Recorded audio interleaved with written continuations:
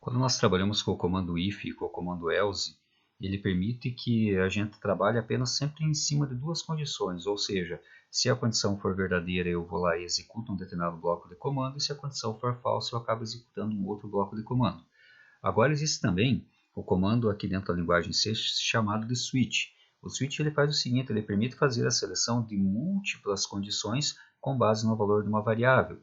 O único detalhe é que essa variável ela precisa ser ou uma variável do tipo inteiro ou uma variável do tipo char. Então é bem interessante, algumas vezes eu preciso executar determinados blocos de comando, só que eu preciso fazer múltiplas comparações, eu tenho múltiplas condições.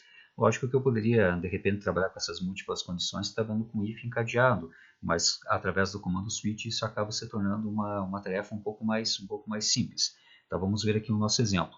Declaramos uma variável x, pedimos para o nosso usuário digitar um valor para x, lemos no teclado o valor para a variável x e olha só o que nós fizemos aqui, ó, switch x. Então, enquanto x, caso ele for 1, olha só o que eu vou fazer aqui. A gente vai vir aqui na tela e vai escrever domingo. Caso for 2, ele vai escrever segunda. Caso for 3, vai escrever terça. E por default, ele vai vir aqui e vai colocar não é dia da semana. Então é interessante quando a gente trabalha com o switch é que nós temos aqui múltiplas condições. Uma outra coisa muito importante também, eu posso executar diversos blocos de comando aqui dentro, que não necessariamente o printf. O printf simplesmente é um exemplo didático que nós estamos colocando aqui, mas nós poderíamos ter usado outros blocos de comando, assim como a gente já viu já em algumas aulas anteriores. Uma outra coisa importante também é que não há necessidade de colocarmos chaves abrindo e fechando dentro de cada case. Nós podemos colocar diversos comandos aqui, cada comando será executado. E uma outra coisa, um outro detalhe também muito importante do nosso switch é no caso aqui o break. O break é importante por quê? Porque olha só, vamos supor que o usuário vai lá e digita o número 2.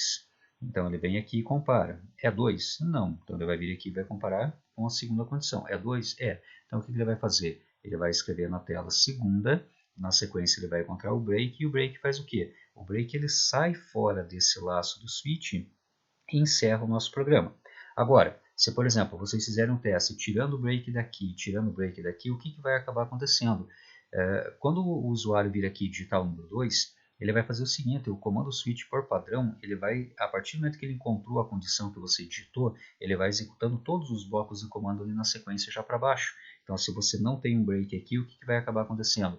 Ele vai acabar escrevendo na tela segunda, terça e não é dia da semana. Então o break é um comando importantíssimo dentro do switch, porque justamente quando a condição for válida, quando a condição for verdadeira, quando ela for realmente validada, ele vai ter que executar os comandos aqui e vai ter que sair fora do laço através do comando break. A opção aqui chamada de default é um item opcional, mas é interessante também que a gente coloque, por quê? Porque se não for 1, se não for 2 e não for 3, vai ser o quê? Então, através da condição default, eu ainda posso trabalhar de uma forma um pouquinho mais amigável com o meu usuário. Então, se ele digitar o número 4, por exemplo, 4 não é dia da semana, 8 não é dia da semana. Então, a gente consegue fazer uma tratativa em cima de diversas condições, coisa que dado dentro do if eu poderia fazer, mas eu poderia fazer de repente trabalhando com if encadeado ou if alinhado, e aqui dentro do switch ele acaba facilitando um pouquinho então a nossa tarefa aí.